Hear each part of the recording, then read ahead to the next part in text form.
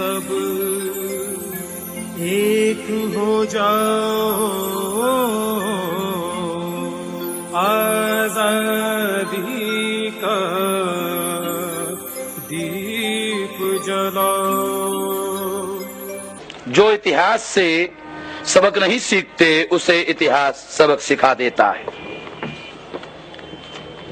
मैं सरसरी तौर पर ही आपको ये बात बताऊंगा क्योंकि ये 1-1.5 घंटे का सब्जेक्ट है, मगर मैं आपको सरसरी तौर पर उदाहरण दूंगा, इसका विस्तार हम बाद में करेंगे।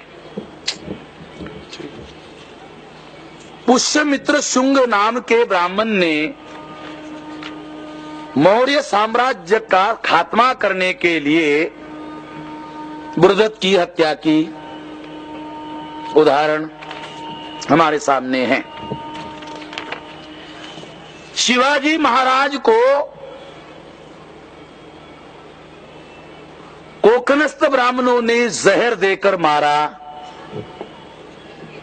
अगर शिवाजी वास्तव में बुज़दिल होता तो ब्राह्मणों को जहर देकर मारने की आवश्यकता नहीं होती। शिवाजी को जहर देके मारा, ब्राह्मणों ने उसके महाप्रतापी पुत्र संभाजी को मुसलमानों, आक्रमणकारी मुसलमानों के हाथों सौंप करके उसको मरवा दिया और शिवाजी का कमाया हुआ सारा का सारा राज्य उन्होंने ब्राह्मणों ने नियंत्रण कर लिया और उस पर कब्जा कर लिया और पूना में शिवशाही को खत्म करके पेशवाई को लाया। दूसरा उदाहरण, शिवाजी ने मौर्य साम्राज्य का पतन कैसे हुआ, अगर इससे सबक सीखा होता तो शिवाजी के साथ ऐसा नहीं होता। शिवाजी महाराज ने मौर्य साम्राज्य के पतन से सबक नहीं सीखा। मैं ये सबक सीखने वाली बात है इसलिए बता रहा हूं, इसलिए शिवाजी महाराज के साथ ऐसे हुआ। ब्राह्मणों ने संतों की हत्याएं की। चक्रधर ब्राह्मण था फिर भी उसकी हत्या की क्योंकि उसने हमारी साइड ली।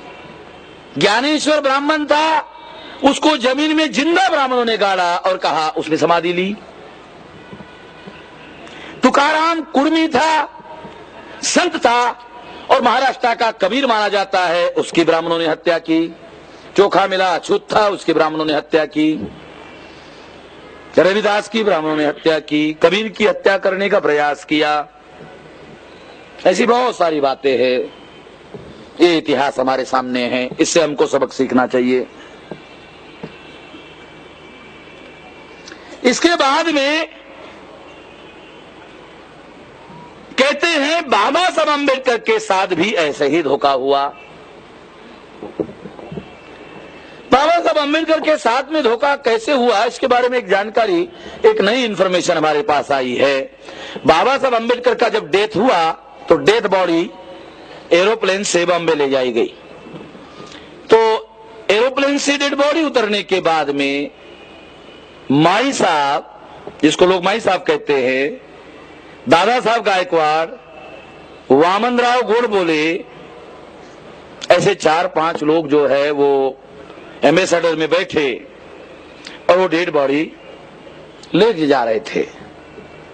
माई साहब ने दादा साहब, बाबा साहब के बाद में सबसे सीनियर मोस्ट आदमी दादा साहब गायकवाड़, माई साहब ने दादा साहब गायकवाड़ को कहा कि दादा साहब, बाबा साहब अम्बेडकर को अग्नि देने के पहले शेड्यूल कास्ट फेडरेशन के राष्ट्रीय कार्यकारिणी की मीटिंग बुलाई जाए और मीटिंग बुलाकर मुझे शेड्यूल कास्ट फेडरेशन का राष्ट्रीय अध्यक्ष घोषित किया जाए और उसके बाद बाबा साहब को अग्नि दी जाए। माई साहब ने दादा साहब गायकवाड़ को यह कहा। ये बात वामनराव गोडबोले, जो अभी भी जिंदा है, उसने सुनी, उसने किताब लिखा, उसमें ए स्मरण उसने अपने किताब में लिखा। ये बहुत छोटी घटना है मगर ये बहुत महत्वपूर्ण घटना है। इसका मतलब यह हुआ कि ब्राह्मणों ने योजना बनाकर माई साहब को बाबा साहब अम्बेडकर के जीवन में प्रवेश करवाया ताकि इस आंदोलन पर कब्जा और नियंत्रण करवाया जाए। आपकी जानकारी के लिए बता दूं, कि प्रकाश आंबेडकर की योजना बनाकर ब्राह्मण लड़की के साथ शादी करा दी गई। पता नहीं नॉर्थ इंडिया के लोगों को जानकारी है या नहीं, शायद नॉर्थ इंडिया के लोगों को जानकारी नहीं है। और रामदास आठवले का नाम सुना होगा आपने, उसकी बीवी भी ब्राह्मण। तो आजकल ये जो परिवर्तनवादी आंदोलन चलाने वाले जो नेता लोग हैं, उनको काबू करने का एक सिंपल तरीका है कि उस समाज को अगर काबू करना है तो नेता को काबू करो, और नेता को काबू करना है तो ब्राह्मण अपनी एक लड़की देता है और लड़की देकर उसको दामाद बना लेता है। दामाद बनने के बाद वो ब्राह्मण के बारे में बोलना ही बंद कर देता है, उसकी बोलती बंद हो जाती है। ये तरीका ब्राह्मणों ने अपनाया। तो ये जो बाबा साहब अम्बेडकर की यानी माही साहब शुल्का फेडरेशन की राष्ट्रीय अध्यक्ष बनकर वो सारे आंदोलन पर नियंत्रण करना चाहती थी, ये इससे प्रमाणित होता है। इसका मतलब है माही साहब ने बाबा साहब अम्बेडकर के साथ शादी की या ब्राह्मणों ने योजना बनाकर माही साहब से शादी करवाई। ये इस आंदोलन पर नियंत्रण करने के दावपेच का षड्यंत्र का हिस्सा था। और कहा जा सकता है कि बाबा साहब अम्बेडकर की हो सकता है हत्या हो गई हो, क्योंकि बाबा साहब अम्बेडकर की जो मृत्यु के बाद में जो इन्वेस्टिगेशन हुआ उसकी रिपोर्ट आज तक पब्लिश नहीं हुई। कहते हैं कि उसमें काफी कुछ इंफॉर्मेशन है। तो बाबा साहब के साथ भी ये धोखा हुआ। उसके बाद में ये सारी इतिहास एक उदाहरण है गुरु गोविंद सिंह के जीवन में। उसका व्यक्तिगत सेवक गंगू ब्राह्मण था, उसको तरन तारण के युद्ध में जब गुरु गोविंद सिंह को लगा कि शायद मैं परास्त हो जाऊंगा, इसलिए उसने अपने छोटे 2 बेटे गंगू ब्राह्मण को दिए और उसको लाखों रुपए दे करके कहा कि इनका पालन पोषण करना। गंगू ब्राह्मण ने वो पैसे लिए और वो बेटों को लेकर सीधा औरंगजेब का जो नवाब पंजाब में था वो नवाब के पास लेके गया और नवाब को कहा ये गुरु गोविंद सिंह के बेटे, इनको मार दो। नवाब ने चिट्ठी लिखी औरंगजेब को और कहा कि भाई ये गंगू ब्राह्मण मेरे पास आया है और कहता है ये गुरु गोविंद सिंह के बेटे हैं, इनको मार दो, मैं क्या करूं? औरंगजेब ने जवाब दिया कि हमारी लड़ाई गुरु गोविंद सिंह के साथ में है, हमारी दुश्मनी गुरु गोविंद सिंह के साथ में है, उन बच्चों ने कोई अपराध नहीं किया, उसको मत मारना। ये जवाब जब आता है तो नवाब उस ब्राह्मण को कहता है, गंगू ब्राह्मण को जो अनपढ़ है उसको कहता है कि औरंगजेब ये कहता है। तो अनपढ़ ब्राह्मण नवाब को कहता है कि अगर आपके लिए गुरु गोविंद सिंह साथ है तो ये सपोले है, ये सपोले बड़े बनकर सांप बन जाएंगे, अगर सांप बनेंगे तो आपको डस लेंगे, अभी मार दो ठीक रहेगा।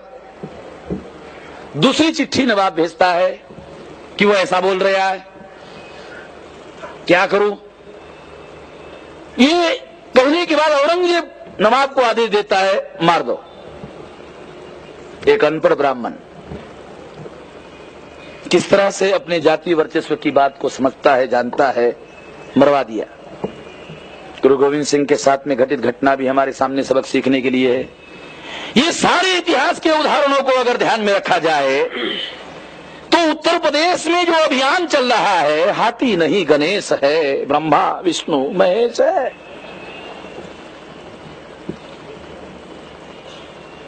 उत्तर प्रदेश में जो चल रहा है, ये उदाहरण मैंने इतिहास से सबक सीखने के लिए कहा।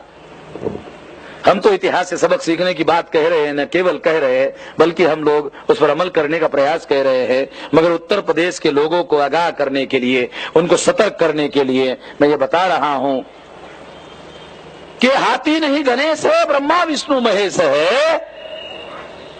ऐसा कहकर जो कार्यक्रम चलाया जा रहा है, इसका नतीजा, इसका रिजल्ट निगेटिव आने वाला है। अभी से बताता हूं। कल ये होगा तो कुछ लोग मुझे बोलेंगे कि मेश्राम जी आपको पहले कैसे पता चला था,